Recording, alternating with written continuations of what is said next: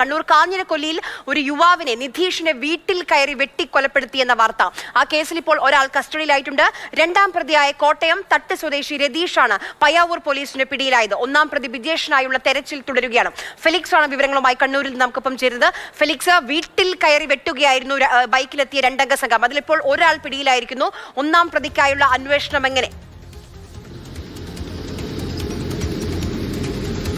വ്യാപകമായ തെരച്ചിലാണ് പയ്യാവൂർ പോലീസ് നടത്തുന്നത്. അതായത് കണ്ണൂർ ജില്ല വിട്ട് ഈ പ്രതി പുറത്തു പോയിട്ടില്ല എന്ന് തന്നെ പോലീസ് മനസ്സിലാക്കുന്നു. ഇന്നലെ ഉച്ചയ്ക്ക് 12 മണിയോടുകൂടിയാണ് വീട്ടിൽ കയറി ഭാര്യയ്ക്ക് മുന്നിലിട്ട് ഈ നിതീഷിനെ ഈ രണ്ടംഗ സംഘം വെട്ടിക്കൊലപ്പെടുത്തിയത്. അതിൽ രതീഷാണ് പിടിയിലായിട്ടുള്ളത്. ബിജേഷാണ് ഇനി പിടിയിലാകാനുള്ളത്.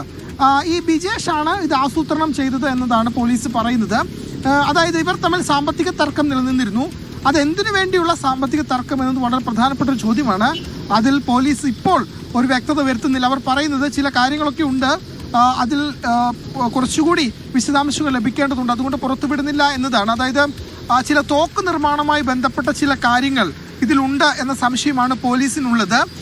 അങ്ങനെ തോക്ക് നിർമ്മിച്ചു കൊടുക്കുന്ന ആളായിരുന്നോ ഈ കൊല്ലപ്പണിക്കാരനായിരുന്നു ഈ കൊല്ലപ്പെട്ട നിതീഷ്. അപ്പോൾ അതുകൊണ്ട് ആ രീതിയിൽ ഏതെങ്കിലും തരത്തിലുള്ള തർക്കമാണോ എന്ന് അന്വേഷിക്കുന്നുണ്ട്. ഏതായാലും ഇപ്പോൾ ഒന്നാം പ്രതിക്കായുള്ള തിരച്ചിലാണ് പോലീസ് നടത്തുന്നത്. ഏതെങ്കിലും കണ്ണൂർ ജില്ലയിൽ വിവരങ്ങൾ നൽകിയത്.